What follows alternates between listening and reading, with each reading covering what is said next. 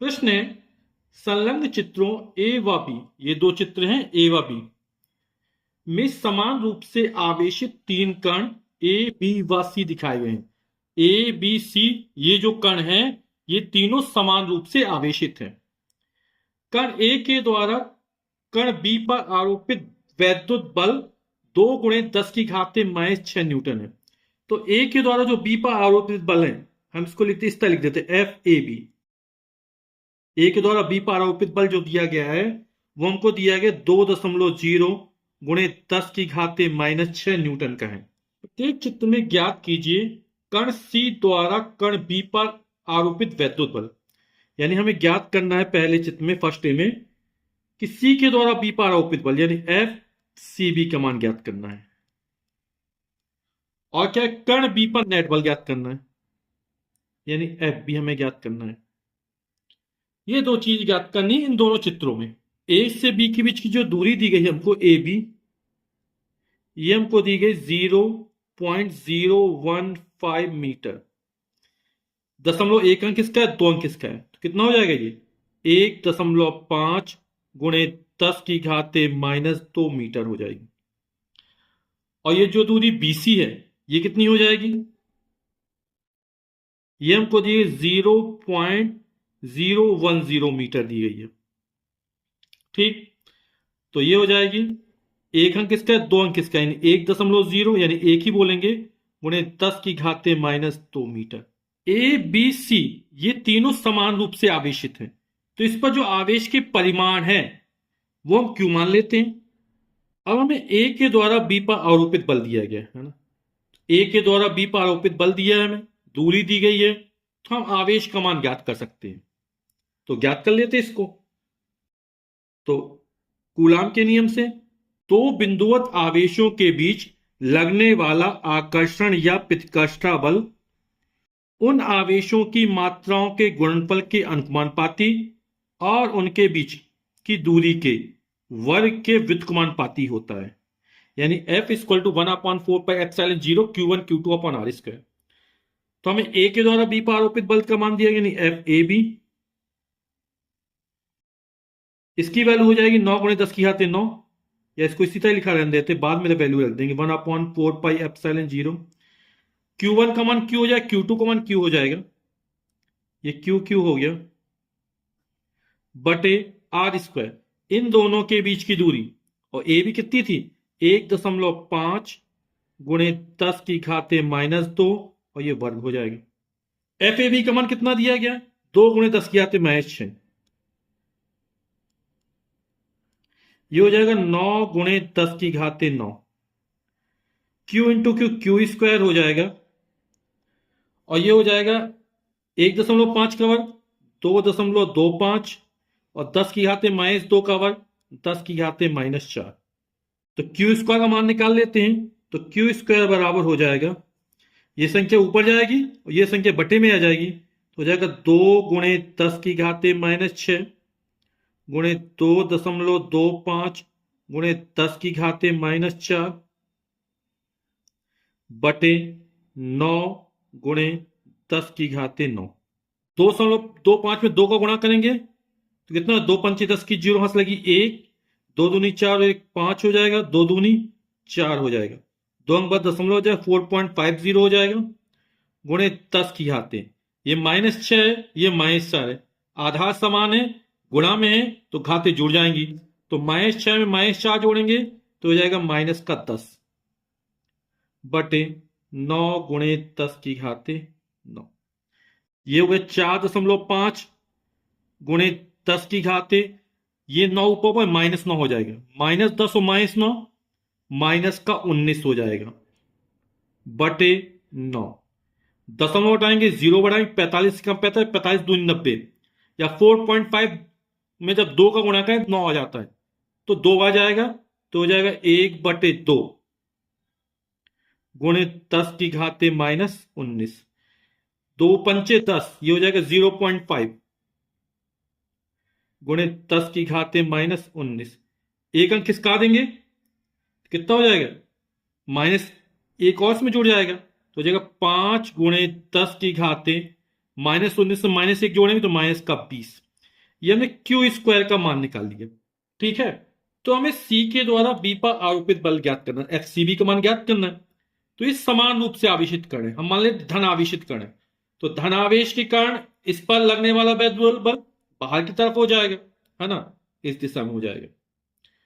तो बीच की दूरी कितनी है, 0.10 मीटर, यानी कि 1 गुणे 10 की घात -2 मीटर की दूरी है। आवेश क्यू है ना, तो हम सी के द्वारा बी पर आरोपित बल निकाल लेते हैं। एफ सी बी ये हो जाएगा 1/4πε0, Q1 का मान Q, Q2 का मान Q, और बीच की दूरी जो है वो हमको दी गई है 1 गुणे 10 की घात -2 का वर्ग हो जाएगा। 1/4πε जो 9 गुणे 10 की घात 9 हो जाएगा, Q into Q, Q square हो जाएगा, एक का वर्ग एक है, 10 की घात -2 का वर्ग 10 की घात -4 हो जाएगा। और क्यू स्क्वायर का मान हमने निकाला, कितना निकाला, 5 गुणे 10 की घात -20,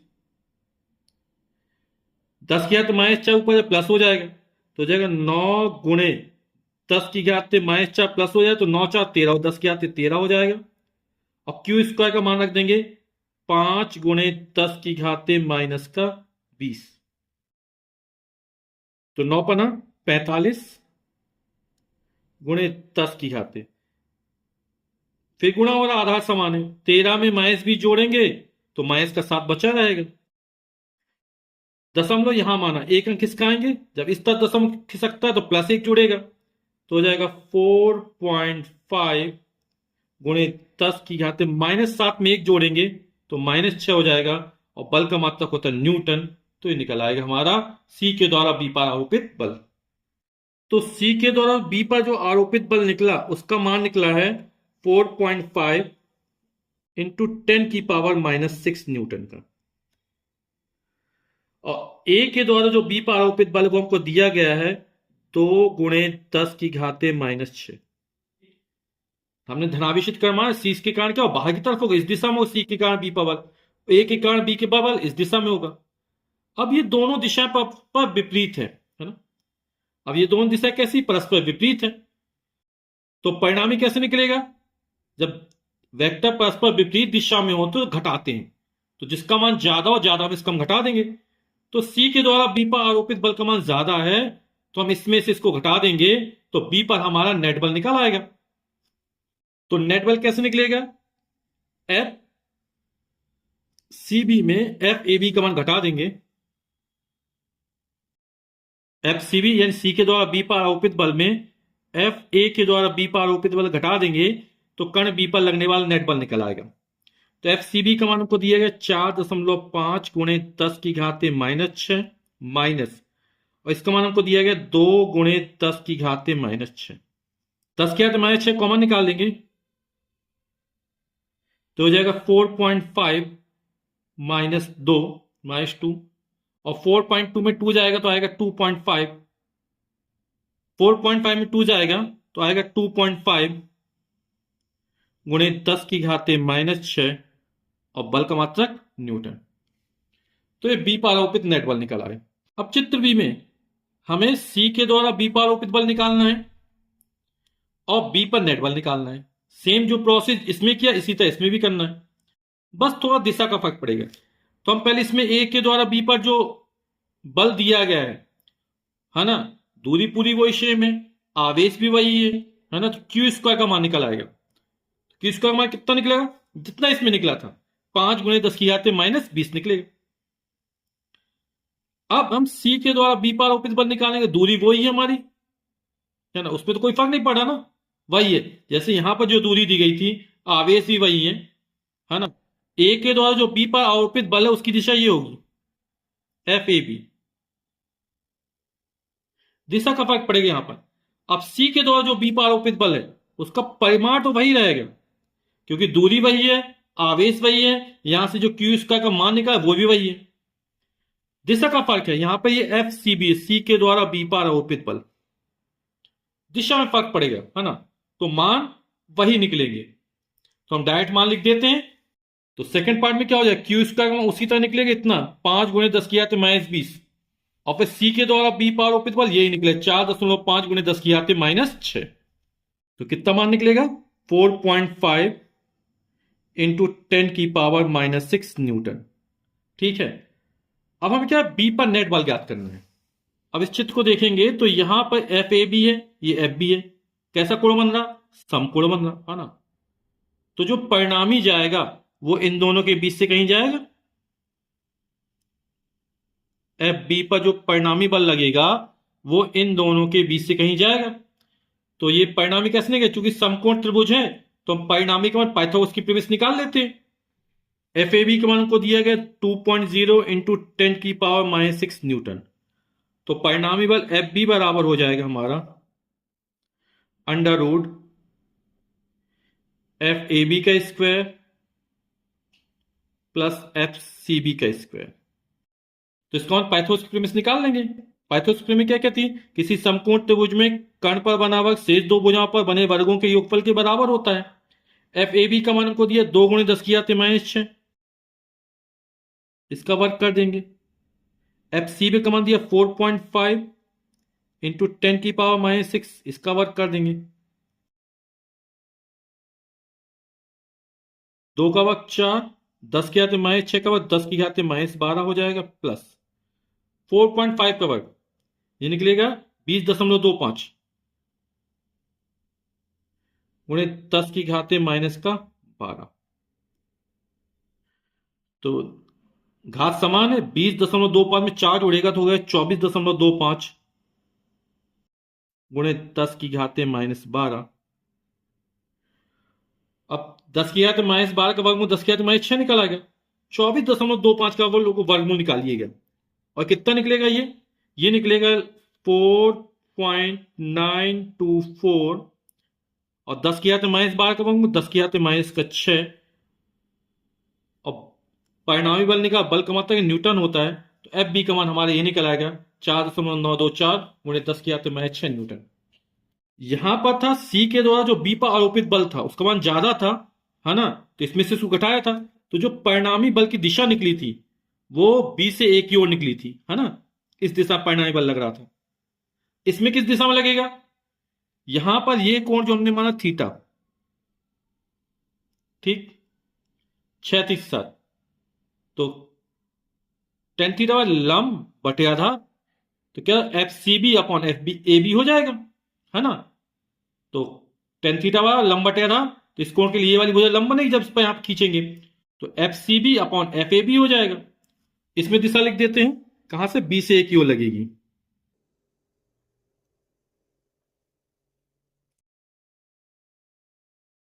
तो टेन थीटा बराबर F C B upon F A B. F C B का मान कितना था 4.5 इंटू 10⁻⁻6। एफ ए बी का मान 2 गुणे 10 की घात -6, टेन थीटा। 10 की घात -6 10 की घात -6 कट जाएगा, 4.5 में 2 का भाग करेंगे तो 2 दूनी 4, 2 दूनी 4, एक बचे 2 पंचे 10। तो टेन थीटा का मान ये निकल आया। थीटा कितना निकलेगा, तो थीटा बराबर हो जाएगा 10 इनवर्स 2.25। तो ये कोण निकल आएगा 36 के साथ। ठीक, ये हमारे आंसर हो जाएंगे। प्रश्न, समान आकार के दो सुचालक गोले ए व बी एक दूसरे से कुछ दूरी पर स्थित हैं। प्रत्येक पर प्लस क्यू कूलाम आवेश है। तो ये दो गोले ए व बी हैं जिस पर प्लस क्यू कूलाम आवेश है और ये एक दूसरे से कुछ दूरी पर ये स्थित है, ठीक, तथा वे एक दूसरे को 10 की घात -5 न्यूटन के बल से प्रतिकर्षित कर रहे हैं। इन क्योंकि समान आवेश है, समान आवेश क्या करते हैं, एक दूसरे को प्रतिकर्षित करते हैं। तो जो लगने वाला प्रतिकर्षण बल F है वो हमको दे रहा है 10 की घात -5 न्यूटन। समान आकार का एक तीसरा सुचालक गोला C पहले गोले A को स्पर्श करता है और फिर गोले B को। एक C तीसरा गोला है, पहले A को स्पर्श कराया जाता है फिर बाद में उसको B से स्पर्श कराया जाता है। इसके पश्चात उसे गोले A और बी के ठीक बीच में रख देते हैं, यानी जो सी गोला है इसको ठीक बीच में रख देते हैं। ये सी गोला हो गया, और जब ये ठीक बीच में रखा जाए, मान लो इन दोनों के बीच की दूरी कितनी आर है ना, तो यहां से इसके बीच की दूरी r/2 हो जाएगी, और ये दूरी भी r/2 हो जाएगी। पूरी दूरी कितनी मानी हमने, r मानी। ए और बी के बीच की दूरी कितनी है, r है। बोले तो कुछ दूरी पर रखा है, तो वो कुछ दूरी हमने r मान ली। गोले सी पर लगने वाले परिणामी वैद्युत बल की गणना कीजिए। इस पर कितना वैद्युत बल लगा इसकी हमको गणना करनी है। तो आइए हल करते इस प्रश्न को। तो हमें पहले बल दिया है, ए व बी के बीच लगने वाला प्रतिकर्षण बल दिया गया, और प्रतिकर्षण बल यानी कूलाम का बल। और कूलाम का नियम क्या कहता है कि दो बिंदुवत आवेशों के बीच लगने वाला आकर्षण या प्रतिकर्षण बल उन आवेशों की मात्राओं के गुणनफल के अनुपाती यानी Q1 इंटू Q2, और इनके बीच की दूरी यानी r, इन दोनों के बीच की दूरी हम कितनी मानी, r मानी, के वर्ग के व्युत्क्रमानुपाती होता है। ये हमारा कूलाम का नियम है। ठीक है, F का मान को दे 10⁻⁻5, इसका मान तो 9 × 10⁻9। Q1 और Q2 दोनों के मान Q है बटे r²। तो Q into Q² upon r² बराबर कितना हो जाएगा, इसकी वैल्यू निकालनी है, ये इसके बटे में जाएगा, तो हो जाएगा 10⁻⁻5, ये पूरी संख्या बटे में जाएगी, 9 × 10⁻9। ठीक, 10⁻9 ऊपर पहुंचेगा तो प्लस का माइनस का हो जाएगा, है ना। तो इसको लिख सकते हैं 1/9 गुणे 10⁻9 5 14 माइनस का 14। तो Q² अपॉन r² का मान हमारा ये इतना निकला, 1/9 गुणे 10⁻14। ठीक है, अब हमसे क्या रहा कि जो सुचालक गोला C है पहले गोले A को स्पर्श करता है ना। इस पर भी सुचालक गोला एक आवेश कुछ नहीं, आवेश कितना वो 0 होगा।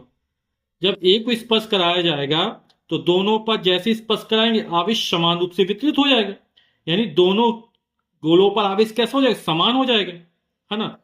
तो जब इसको A से स्पर्श कराया जाए तब कितना आवेश आ जाएगा दोनों पर, तो A से स्पर्श कराएंगे तो इन दोनों पर समान आवेश आ जाएगा। तो QA पर कितना हो जाएगा आवेश,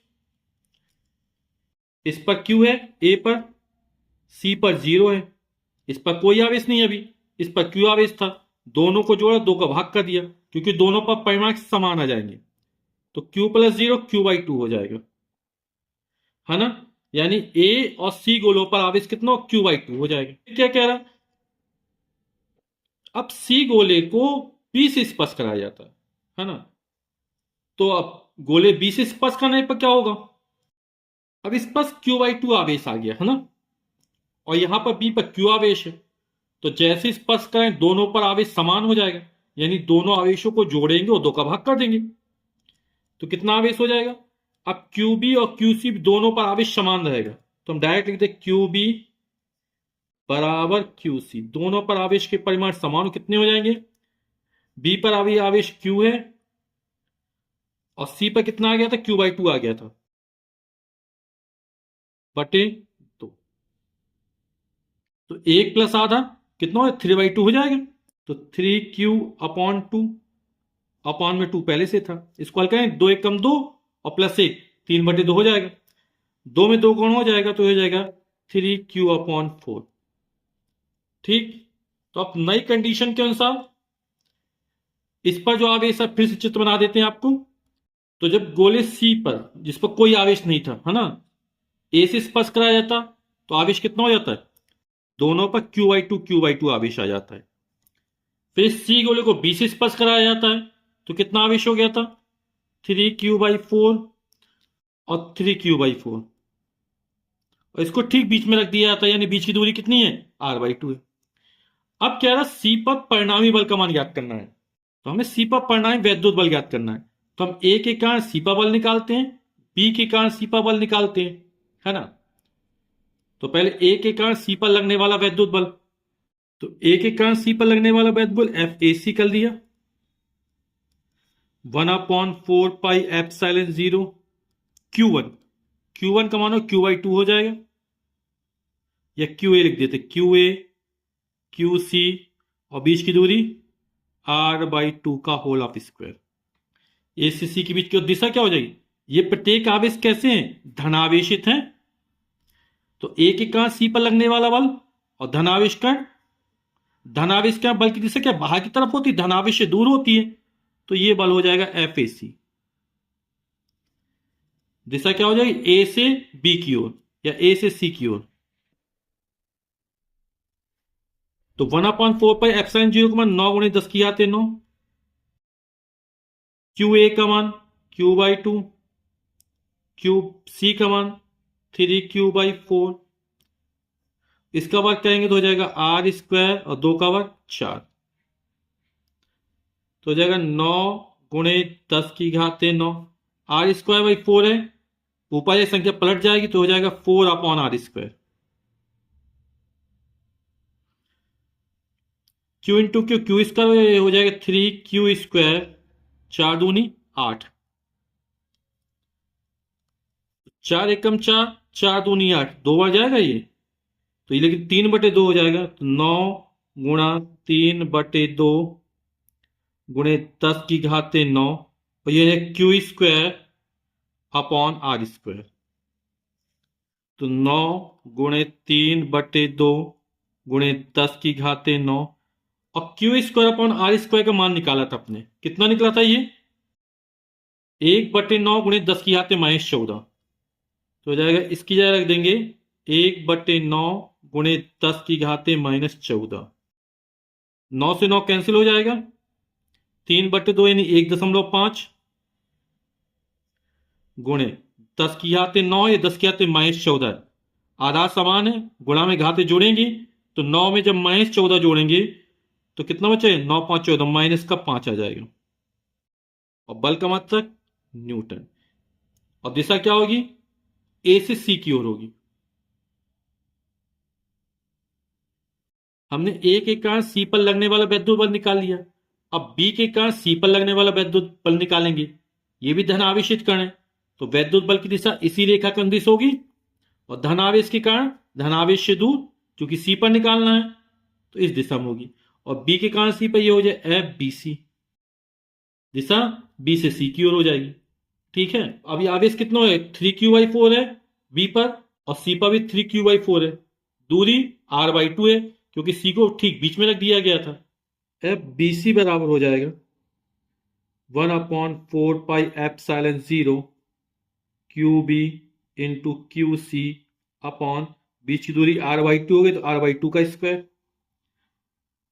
1/4 पाई एप्सिलॉन 0 का 9 × 10⁹ QB का मान था 3Q/4, QC का मान भी 3Q/4 और r/2 का स्क्वायर r²/4 हो जाएगा। तो हो जाएगा 9 × 10⁻9, 3 × 9, 4 × 16। ये हो जाएगा Q²। बटे की संख्या पलटेगी, ऊपर जाकर गुणा हो जाएगा तो r²/4 तो हो जाएगा 4/r²। 4 एकम 4, 4 × 16, तो 9 × 10⁻9, ये बचेगा 9/4। 4 एकम 4 × 16, 9/4 Q²/r²। और Q²/r² का मान निकाले था अपने। कितना? 1/9 × 10⁻14 निकाला था।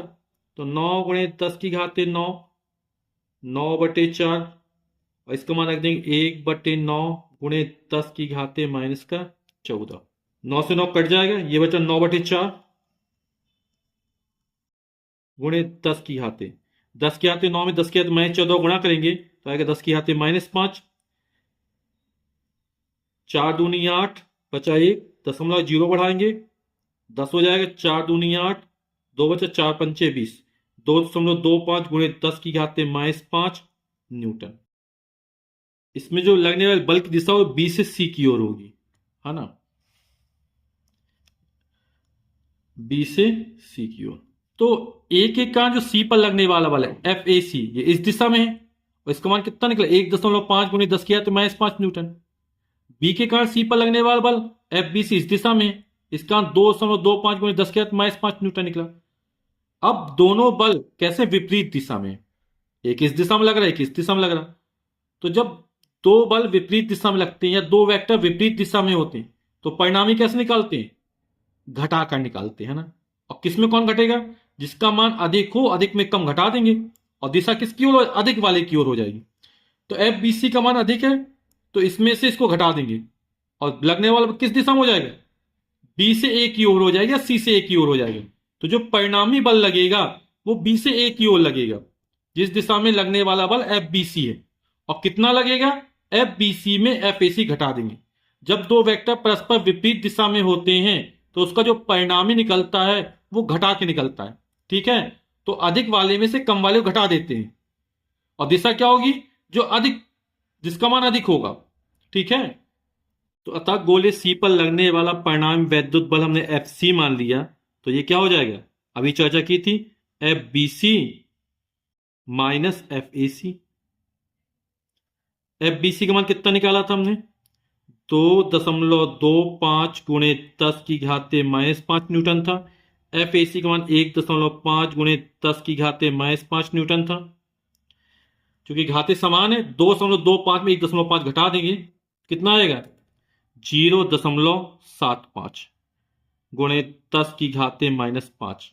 या आप लोग कॉमन से 10 किया तो -5 कॉमन निकालेंगे, तो यहां से 2.25 माइनस 1.5 और 2.25 में 1.5 घटाएंगे तो कितना 0.75 आ जाएगा, गुणे 10 की घाते -5 न्यूटन। और जो दिशा हो जाएगी वो क्या हो जाएगी, बी से ए की ओर हो जाएगी। या लिख सकते हैं गोले ए की ओर लिख सकते हैं, या फिर इसको 0.1 खिसकाएंगे यहां से, तो 0 जब इस तक खिसकता है तो माइनस में एक और जोड़ देंगे तो हो जाएगा 7.5 गुणे 10 की घाते -6 न्यूटन और दिशा हो जाएगी गोले ए की ओर। और यही हमारा आंसर हो जाएगा। प्रश्न दिया गया है, दो बिंदु आवेश +9 एवं +C एक दूसरे से 16 सेंटीमीटर की दूरी पर स्थित है। तो एक +9 आवेश हो गया, एक +C आवेश हो गया। ये मान लो बिंदु ए पर स्थित है, ये बिंदु बी पर स्थित है। ठीक है, और इनके बीच की दूरी 16 सेंटीमीटर हो गई। क्या इनके बीच एक आवेश Q को कहां रखा जाए कि वह संतुलन में हो। तो Q को कहां रखा है, तो मान लीजिए पहला आवेश है इससे स्मॉल x मीटर की दूरी पर, ये जो दूरी है वो हमने स्मॉल x मीटर की दूरी मान ली। ठीक है, यहां तक। तो इससे स्मॉल x मीटर की दूरी पर ये तीसरे आवेश जब Q को रखा जाता है, ये बिंदु C है और +Q आवेश को रखा जाता है तो वह संतुलन में हो। संतुलन का मतलब A के कारण C पर लगने वाला बल और B के कारण C पर लगने वाला बल दोनों बराबर होंगे और विपरीत दिशा में होंगे, तब ये संतुलन में होगा। ठीक है, संतुलन का मतलब इस पर कोई बल ना लगे और बल कम नहीं लगेगा जब दो बल विपरीत दिशा में होंगे और उसके परिमाण समान होंगे। ठीक है, तो यहां से A से C की दूरी x है तो B से C की दूरी कितनी हो जाएगी, पूरी दूरी 16 सेंटीमीटर है तो बचेगी 16 माइनस x। तो माना कि आवेश Q को +9 आवेश से x मीटर की दूरी पर रखा जाता है।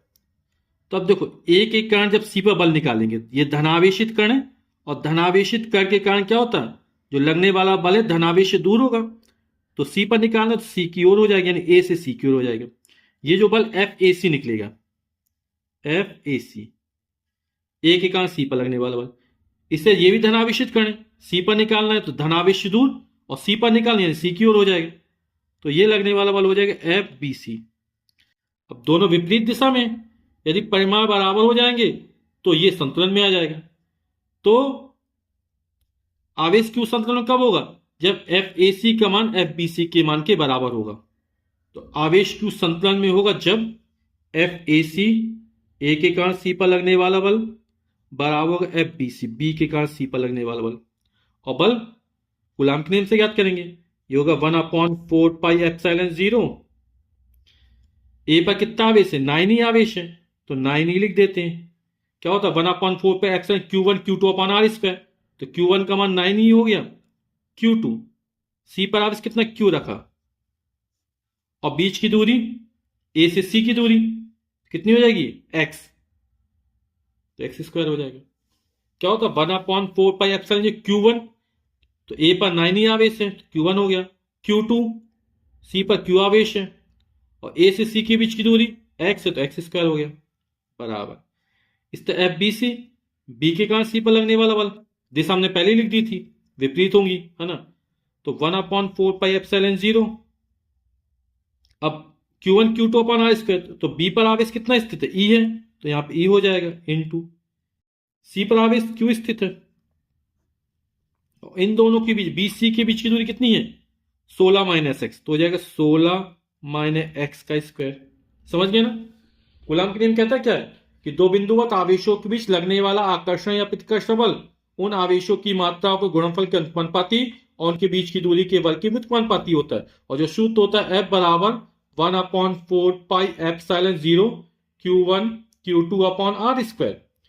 तो यहां Q1 बिंदु बी पर स्थित आवेश ई हो गया, बिंदु सी पर स्थित आवेश Q हो गया, और बी से सी के बीच की दूरी कितनी, 16 माइनस एक्स हो गई, क्योंकि पूरी दूरी 16 थी, इसमें से x निकल जाएगी तो बचेगी 16 माइनस एक्स।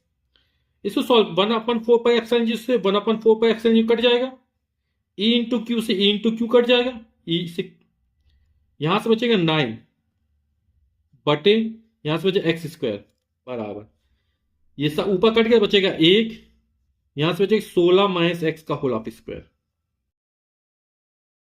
ठीक, हमें x का मान निकालना, दोनों पक्षों का वर्गमूल ले लेते, तो 9 का वर्गमूल 3, एक्स स्क्वायर का वर्गमूल x निकलेगा, 1 का वर्गमूल 1, और ये वर्ग है तो वर्गमूल निकालेंगे, ये वर्ग का चिन्ह हट जाएगा, बचेगा 16 माइनस एक्स, क्रॉस मल्टीप्लाई कर देंगे तो x एकम x बराबर 16 × 48 माइनस का 3x हो जाएगा, माइनस 3x का पक्षांतर कर देंगे तो इस तरह प्लस हो जाएगा, तो 3x प्लस x बराबर 48, 3x में x तो 4x बराबर हो जाएगा 48, x बराबर कितना हो जाएगा, 4 बटे में जाएगा, तो 48 बटे 4, 4 एकम 4, 4 दूनी 8, 12, यानी x का मान जो निकलेगा वो 12 निकला। दूरी हमने सेंटीमीटर में 12 सेंटीमीटर।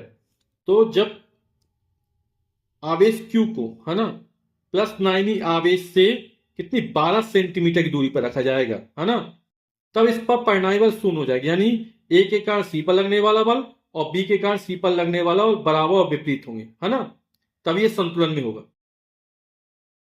दो बिंदु आवेश +9 तथा +e परस्पर a दूरी पर स्थित है। बताइए कि एक तीसरे आवेश q को दोनों बिंदु आवेशों को मिलाने वाली रेखा पर कहां रखा जाए कि वह संतुलन में हो। तो दो बिंदु आवेश हैं, एक है +9 और दूसरा +e, और इन दोनों के बीच की जो दूरी दी गई है वो a दी गई है, और ये जो बीच की दूरी है वो स्मॉल a है। फिर कह रहा बताइए कि तीसरे आवेश स्मॉल q को दोनों बिंदु आवेशों को मिलाने, अब इन दोनों आवेशों को मिलाने वाली रेखा में स्मॉल q आवेश रखना है। मान लो स्मॉल q आवेश यहां पे रखा जाता है, अब कहां पर रखा जाए, तो मान लिया +9e आवेश से ये जो दूरी है वो हमने x मान ली कि x दूरी पर रखा जाए। अब हमने ये दूरी x मानी, तो ये जो बची पूरी दूरी कितनी, स्मॉल a है, तो ये जो बची दूरी है कितनी हो जाएगी, a माइनस एक्स। ठीक, ये पूरी दूरी स्मॉल a दी गई थी, इसमें से x निकाल देंगे तो बचेगी a माइनस एक्स। मतलब +9e आवेश बिंदु a पर स्थित है, +e आवेश बिंदु b पर स्थित है, और इस आवेश को कहां रखा, p पर रखा जाए। अब इस संतुलन में है, तो संतुलन कब होगा, जब +9e आवेश के कारण p पर लगने वाला बल यानी +q आवेश पर लगने वाला और +e के कारण इस पर लगने वाला बल दोनों कैसे हो, बराबर और विपरीत होंगे, है ना, तभी ये संतुलन में होगा। जैसे ये रस्सी वाला खेल होता है, तो यहां से कुछ लोग रस्सी खींच रहे हैं, कुछ लोग यहां से रस्सी खींच रहे हैं, तो ये स्थिर कब हो जाएगी, जब दोनों तरफ से लगने वाले बल कैसे होंगे, बराबर होंगे और विपरीत दिशा में होंगे। तो एक दिशा में खींच रहा है, इस दिशा में खींच रहा है, तो इसका टोटल फोर्स और इसका टोटल फोर्स बराबर हो जाए। तो हमें यही करना है कि ए के कारण पी पर लगने वाला बल और बी के कारण पी पर लगने वाला बल कैसे बराबर हो और दिशा विपरीत हो। ठीक, तो +9e आवेश के कारण +q आवेश पर लगने वाला बल बिंदु P पर q आवेश स्थित माना, तो कूलाम के नियम से जानते हैं हम, इसको मान लेते हैं F1 है। तो F1 बराबर जो 1/4 pi epsilon nought Q1 Q2 upon R square. तो 1/4 पाई एप्सिलॉन नॉट किसी तरह लिख देंगे, इसका मान वैसे होता है 9 गुणे 10 की आते 9, लेकिन अभी जरूरत नहीं है। Q1 का मान 9 ही है, Q2 का मान Q है, एक एक कारण P पर लगने वाला बल निकाल रहे हैं Q, और इन दोनों आवेशों के बीच की दूरी कितनी है, स्मॉल x मानी, तो x हो जाएगी, स्क्वायर तो स्क्वायर चढ़ा दिया, तो ये किस में निकल, न्यूटन में निकल आएगा। तो हो जाएगा 1/4 pi epsilon not 9 upon X square. इसी तरह प्लस ई आवेश के कारण प्लस क्यू आवेश पर लगने वाला बल। अब यहां पर जो 9 के बल की दिशा होगी, धन आवेश के कारण बिंदु P पर निकालना है, तो धन आवेश से दूर होती इसी रेखा के अनुदिश होगी और दूर होगी ये, तो ये हो जाएगी F1 की दिशा। ठीक है, अब प्लस ई आवेश के कारण क्यू आवेश पर लगने वाला बल, तो इसको हम F2 मान लेते हैं। दोनों बल के मान अलग अलग होंगे क्योंकि परिमाण अलग अलग है। तो जब 1/4 pi epsilon nought Q1 Q2, तो Q1 यहां पे कितना हो जाएगा, E हो जाएगा, Q2 का मान Q हो जाएगा, और बीच की दूरी, अब यहां बीच की दूरी कितनी हुई, A माइनस एक्स है, तो हो जाएगा A माइनस एक्स का होल ऑफ स्क्वायर, और ये भी किस में निकलेगा, न्यूटन में निकलेगा। अब बिंदु P पर जो प्लस क्यू आवेश स्थित है, संतुलन कब होगा, अब यहां पर प्लस ये आवेश कारण क्यू पर निकालना, दिशा क्या हो जाएगी, धनावेश से दूर, इसके कारण निकाल लेना, तो ये F2 की दिशा हो गई। अब यहां पर देख रहे दोनों बल कैसे हैं, विपरीत दिशा में, है ना। तो क्यू संतुलन कब होगा, जब F1 और F2 के मान कैसे हो जाएंगे, बराबर हो जाएंगे, है ना। तो संतुलन की स्थिति में F1 बराबर F2, दिशा विपरीत तो हो ही गई है, तो चूंकि आवेश संतुलन में है तो F1 इक्वल टू F2, तो F1 और F2 के मान रख देते हैं।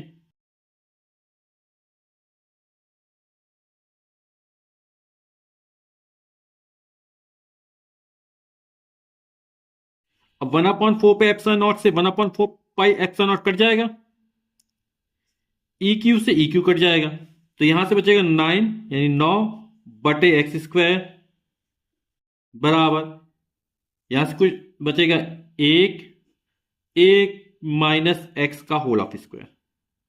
अब देखिए यहां पर 9 का वर्गमूल निकल आएगा, ये वर्ग के फॉर्म में है तो दोनों पक्षों का वर्गमूल ले लेते हैं, तो 9 का वर्गमूल 3, x² का x हो जाएगा 1, और इससे वर्ग हट निशान हट जाएगा तो a माइनस एक्स बचेगा। अब क्रॉस मल्टीप्लिकेशन कर देते हैं, तो x से कम x बराबर हो जाएगा 3a माइनस 3x। इसका x का मान निकालना हमें, तो 3x का पक्षांतर कर देंगे, तो x प्लस 3x बराबर हो जाएगा 3a, x में 3x जुड़ेगा तो हो जाएगा 4x बराबर 3a, तो x बराबर निकलेगा 3a अपॉन 4। तो हमने जो x दूरी मानी वो 9e आवेश से मानी थी, है ना। तो x मान कितना निकला, 3a अपॉन 4, तो प्लस 9e आवेश से जो q आवेश की दूरी होगी वो 3a अपॉन 4 हो जाएगी, तो प्लस 9e आवेश से 3a अपॉन 4 दूरी पर स्थित हो जाएगा। इसी तरह x में एक प्रश्न और पूछा जाता है, यहां दूरी a की जगह 16 दी रहती है कि परस्पर 16 मीटर की दूरी पर स्थित है, तो अपन यहां पर a का मान 16 हो जाएगा, ठीक है, ये हमने x मानेंगे तो ये हो जाएगा 16 माइनस एक्स। तो उसी तरह हल कर लेंगे, बिल्कुल जहां पर a है वो दूरी कितनी 16 हो जाएगी, यहां पर 16 रख देंगे, पूरा का पूरा उसी तरह सॉल्व करेंगे, तो यहां पर आ जाएगा 16 माइनस एक्स, इसको सॉल्व कर लेंगे तो आंसर निकल, यानी a की जगह कितना आ जाएगा 16 रखना पड़ेगा। तो बिंदु आवेश क्रमशः 5 गुणे 10 की घात माइनस 19 कूलाम यानी 5 into 10 to the power minus 19 coulomb तथा 10 गुणे 10 की घात माइनस 19 कूलाम 1 मीटर की दूरी पर स्थित है। दोनों आवेशों को जोड़ने वाली रेखा के किस बिंदु पर वैद्युत क्षेत्र की तीव्रता शून्य होगी। तो इसको हल करते हैं, तो दो बिंदु आवेश है और इनके बीच की दूरी कितनी दी गई है, 1 मीटर दी गई है। एक आवेश का मान है 5 गुणे 10 की घात माइनस 19 कूलाम का है और दूसरा है 10 गुणे 10 की घात माइनस 19 कूलाम का है। ये मान लो Q1 आवेश है और ये Q2 आवेश है। तो दोनों आवेशों को जोड़ने वाली रेखा किस बिंदु पर वैद्युत क्षेत्र तीव्रता शून्य होगी? तो हमने वैद्युत क्षेत्र तीव्रता यहां पर शून्य होगी। तो इसको मान लिया पहले आवेश से स्मॉल x मीटर की दूरी पर वैद्युत क्षेत्र तीव्रता शून्य होगी। तो ये मान लो बिंदु A है, ये बिंदु B है, तो ये बिंदु C है। तो AC की दूरी x मीटर में होगी, तो जो बची दूरी होगी यहां से यहां तक की, क्योंकि 1 है तो 1 माइनस x दूरी होगी, 1 माइनस x। ठीक, अब क्या करेंगे, इस आवेश के कारण बिंदु C पर आवेश या 1 कूलम धनावेश स्थित मान लेंगे। Q1 आवेश के कारण बिंदु C पर वैद्युत क्षेत्र निकाल लेंगे, तो उसको E1 मान लेते हैं। तो वैद्युत क्षेत्र E1 बराबर हो जाएगी 1/4 pi epsilon nought Q1 upon R1 square. तो यहां पर 1/4 पाई एप्सिलॉन 9 गुणे 10 की घात 9, Q1 5 गुणे 10 की घात -19 कूलम का आवेश है, और बीच की दूरी AC यानी x स्क्वायर हो जाएगा। अब दिशा वैद्युत क्षेत्र तीव्रता सदिश राशि, तो ये धनावेश का बिंदु C पर निकालने तो इससे दूर हो जाएगी, तो वैद्युत क्षेत्र तीव्रता ये हो जाएगी E1। कहां हो जाएगी? A से C की ओर। इसको सॉल्व कर देते हैं तो हो जाएगा 9×45 बटे x स्क्वायर, और 10 की घात 9 में 10 की घात -19 का गुणा होगा तो घातें जुड़ जाएंगी, तो बचेगा 10 की घात -10, और वैद्युत क्षेत्र तीव्रता मात्रा न्यूटन प्रति कूलम, और दिशा हो जाएगी A से C की ओर। 10 गुणे 10 की घात -19 को इसको Q2 बना था, तो Q2 के कारण C पर वैद्युत क्षेत्र निकाल लेते हैं, है ना। तो E2 इक्वल टू हो जाएगा 1/4 pi epsilon not Q2 upon R2 square, 1/4 पाई से 9 गुणे 10 की घात 9, Q2 को माने 10 गुणे 10 की घात -19 अपॉन, अब इसके कारण इस पर निकालना है, तो बीच की दूरी कितनी है? 1 माइनस एक्स है, तो 1 माइनस एक्स का होल ऑफ स्क्वायर। अब दिशा ये भी धनावेश है, और बिंदु सी पर निकालना, तो धनावेश से दूर परीक्षण आवेश की ओर इस तरफ हो जाएगा, तो ये हो जाएगी E2। तो दिशा क्या हो जाएगी? बी से सी की ओर, ये वाला बिंदु ने बी माना है, तो बी से सी की ओर हो जाएगा। इसको सॉल्व कर लेते हैं, हल कर लेते हैं। 10 में 9 90 हो जाएगा, बटे 1 माइनस एक्स का होल ऑफ स्क्वायर गुणे 10 की घात 9 में 10 की घात -19 गुणा होगा, तो 10 की घात -10 बचा रहेगा न्यूटन प्रति कूलम, और दिशा जो होगी वो बी से सी की ओर होगी। अब यहां पर देखेंगे, है ना, बोला किस बिंदु पर वैद्युत क्षेत्र तीव्रता शून्य होगी। अब देखो ये दोनों विपरीत दिशाएं निकालेंगे, है ना। यदि ये दोनों के मान E1 और E2 के मान बराबर हो जाए और दिशाएं विपरीत निकल आई, तो यहां पर जो परिणामी वैद्युत क्षेत्र वो शून्य हो जाएगा, है ना। तो E1 और E2 की दिशा विपरीत है, तो इनको बराबर कर देते हैं। तो बिंदु सी पर वैद्युत क्षेत्र तीव्रता शून्य है, कब होगी? जब E1 और E2 के मान आपस में बराबर होंगे, यानी E1 बराबर E2 होगा। तो मान रख देते हैं, E1 का मान है 45 upon X square into 10 to the power -10, और E2 का मान है 90 बटे 1 माइनस एक्स का होल ऑफ स्क्वायर गुणे 10 की घात -10। तो 10 की घात -10 से 10 की घात -10 कट जाएगा, 45 का 45 दूनी 90, तो ये हो जाएगा 1 अपॉन एक्स स्क्वायर बराबर, यहां बचेगा 2 बटे 1 माइनस एक्स का होल ऑफ स्क्वायर। इसको सॉल्व करना है तो दोनों पक्षों का वर्गमूल ले लेते हैं। एक का वर्गमूल 1, एक्स स्क्वायर का निकलेगा x, 2 का वर्गमूल आप जानते हैं 2 का वर्ग कितना? √2 1.414 होता है, और इसको वर्गमूल लेंगे तो बचेगा 1 माइनस एक्स। अब क्रॉस मल्टीप्लीकेशन कर देते हैं तो हो जाएगा 1.414x बराबर हो जाएगा 1 माइनस एक्स। इससे पक्षांतर कर लेते हैं तो 1.414x प्लस x बराबर हो जाएगा 1, और 1 ये इतना जुड़ेगा, x कॉमन निकाल लेंगे तो हो जाएगा 2.414 x बराबर 1। तो x बराबर निकल आएगा 1/2.414। तो जब 1 में 2.414 का डिवीजन करेंगे तो आ जाएगा 0.414, ये मीटर हो जाएगा। यानी कि पहले आवेश से 0.414 मीटर की दूरी पर वैद्युत क्षेत्र क्या हो जाएगा, शून्य हो जाएगा। यदि आंसर हमें सेंटीमीटर में चाहिए तो 100 को मल्टीप्लाई कर देंगे तो हो जाएगा 41.4 सेंटीमीटर। प्रश्न दिया गया हमको, दो बिंदु आवेश जिनके मान क्रमशः 1 माइक्रोकुलाम तथा -0.25 माइक्रोकुलाम हैं, वायु में एक दूसरे से 0.40 मीटर की दूरी पर रखें। तो दो बिंदु आवेश ए और बी हैं। ए पर 1 माइक्रोकुलाम का आवेश रखा है, बी पर -0.25 माइक्रोकुलाम का आवेश रखा है, और इन दोनों आवेशों के बीच की जो दूरी है वो 0.40 मीटर है ना। फिर कह रहा, बताइए कि इन दोनों आवेशों को मिलाने वाली रेखा कि किस बिंदु पर तीसरा आवेश रखा जाए कि उस पर कोई बल ना लगे। तो कोई बल ना लगे, है ना। तो जैसे मान लो हम बीच पे रखते हैं, मान लो यहां पर रखा हमने, ठीक है। तो ये धनावेश है, धनावेश का लगने वाले बल की दिशा धनावेश से दूर होगी, तो इस पर ज्ञात करना तो इस ओर हो जाएगी, ठीक। जब ए के कारण निकालेंगे, अब बी ऋणावेश है, तो ऋणावेश कारण क्या होगा, जिस तरफ ऋणावेश स्थित होता है लगने वाले बल की दिशा उसी ओर होती है, तो ये दोनों एक ही दिशा में हो जाएंगे, तो जुड़ जाएंगे। तो परिणामी बल कभी भी शून्य नहीं हो सकता है। अब या तो आवेश यहां रखेंगे या यहां पर रखेंगे, ठीक है। तो मान लो आवेश यहां पर रखते हैं, ये हमारा क्या हो जाएगा, गलत हो जाएगा, ठीक है। यहां पे आवेश, बीच में आवेश नहीं रखा जाएगा। आवेश मान लो इस तरफ रखा जाता है, अब आवेश मान लो यहां रखा तो ऋण आवेश है, लगने वाले बल की दिशा क्या होगी, ऋण आवेश की ओर होगी, और धन आवेश कर्ण दूर हो जाएगी, है ना। तो यहां पर निकल आएगा, क्योंकि जो बल हो वो विपरीत दिशा में होने चाहिए।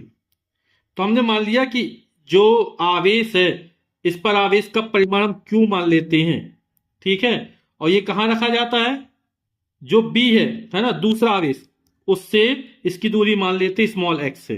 तो हमने मान लिया कि मानक जो तीसरा आवेश क्यू है वो बिंदु बी पर स्थित दूसरे आवेश, ये दूसरा आवेश है, ये पहला आवेश, ये दूसरा आवेश, दूसरे आवेश से स्मॉल एक्स मीटर की दूरी पर रखा है।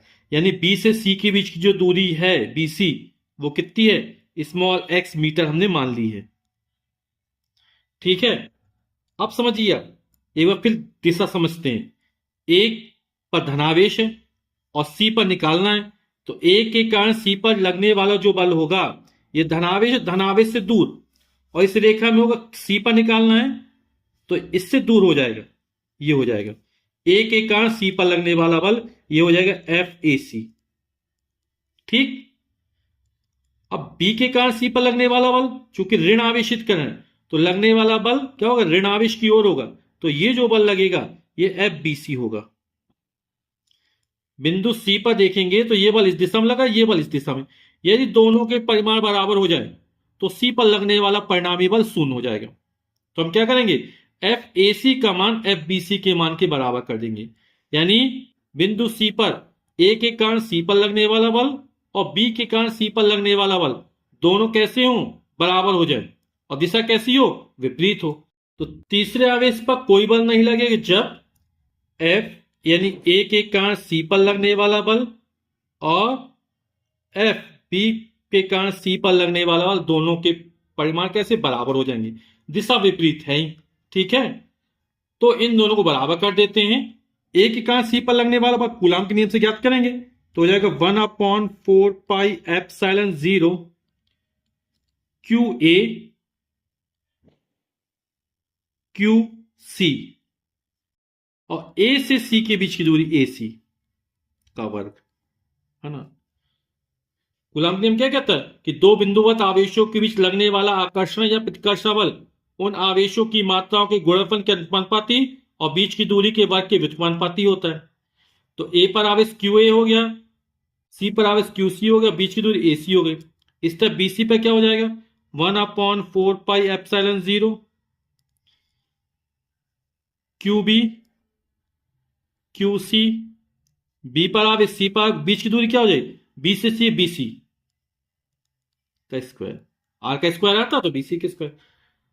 1/4πε0 1/4πε0 कट जाएगा, मान रख देते बाकी। क्यू ए का मान 1 माइक्रो कूलम है ना, और आप जानते 1 माइक्रो कूलम बराबर होता 10 की घात -6, तो हो जाएगा 1 गुणे 10 की घात -6। माइक्रो कूलम किस में चेंज, कूलम में चेंज कर लिया। क्यू सी का मान क्यू माना था तो क्यू लिख दे, ये भी कट जाएगा। लेकिन ए से सी तक की दूरी, ये दूरी 0.4 है और ये दूरी एक्स मानी, कितने हो जाएगी एक्स प्लस 0.4 का होल ऑफ स्क्वायर बराबर, ये कट ही गया था। क्यू बी का मान कितना है 0.25 माइक्रो कूलम, यानी 0.25 गुणे 10 की घात -6, 1 माइक्रो कूलम है 10 की घात -6 कूलम। क्यू सी हमने इसको आवेश को क्यू माना था, और बी से सी के बीच की दूरी हमने एक्स मानी थी, तो ये एक्स का स्क्वायर हो जाएगा। क्यू से क्यू कट गया, कैंसिल हो गया, 10 की घात -6 से 10 की घात -6 कैंसिल हो जाएगा, तो यहां से बचेगा 1 बटे एक्स प्लस 0.4 का होल ऑफ स्क्वायर, यहां से बचेगा ये पूरा चला 0.25 अपॉन एक्स स्क्वायर। अब हमें एक्स का मान निकालना है ना, दोनों पक्षों का वर्गमूल निकाल लेते हैं। एक का वर्गमूल 1, इसका जब वर्गमूल लेंगे तो ये वर्ग हट जाएगा, बचेगा एक्स प्लस 0.4, 0.5 इंटू 0.5 0.25 होता है, तो 1 निकाल लेंगे तो बचेगा 0.5, एक्स स्क्वायर का वर्गमूल एक्स हो जाएगा। अब क्रॉस मल्टीप्लाई कर देंगे तो एक्स एकम एक्स बराबर हो जाएगा 0.5x 5 20, 2 अंक बाद दशमलव लग जाएगा। इस वाले x का पक्षांतर कर देंगे तो x माइनस 0.5x बराबर 0.2, ये x यानी x गुणा 1 मान सकते हैं ना, तो 1 में 0.5 जाए 0.5 बचेगा, यानी 0.5x बराबर 0.2। x का मान निकालना है तो ये संख्या बटे में 0.2 बटे 0.5, 1 अंक का दशमलव कट जाएगा तो बचेगा 2 बटे 5, 5 चौक 20, 0.4 मीटर। यानी कि दूसरे आवेश से जब 0.4 मीटर की दूरी पर रखेंगे आवेश, तब उस पर लगने वाला बल शून्य होगा, यानी परिणामी बल कितना शून्य हो जाएगा, यानी इस पर कोई बल नहीं लगेगा। कब, जब दूसरे आवेश से 0.4 मीटर की दूरी पर रखा जाएगा।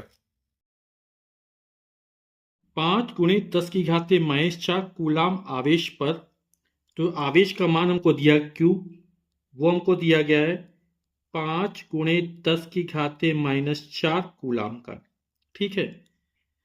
पर 2.25 न्यूटन का बल कार्य करता है, तो जो बल F कार्य कर रहा है वो हमारा 2.25 न्यूटन का बल कार्य करता है।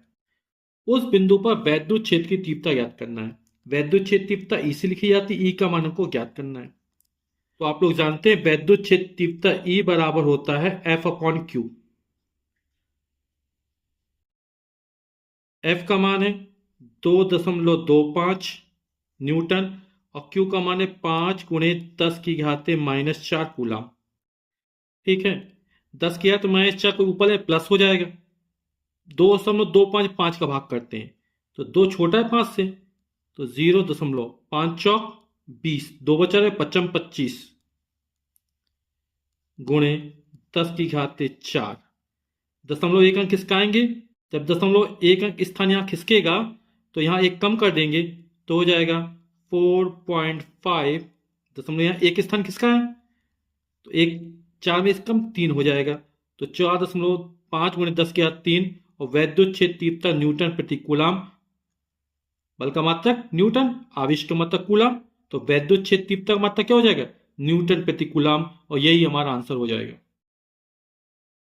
एक अल्फा कण 15 गुणे 10 की घात 4 न्यूटन प्रति कूलाम के वैद्युत क्षेत्र में स्थित है।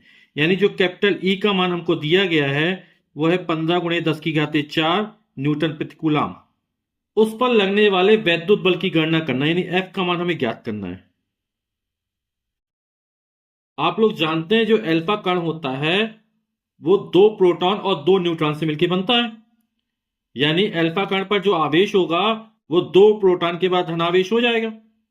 यानी जो Q का मान निकलेगा बराबर हो जाएगा प्लस का 2E, और 2E का मान होता 1.6 गुणे 10 की घाते -19।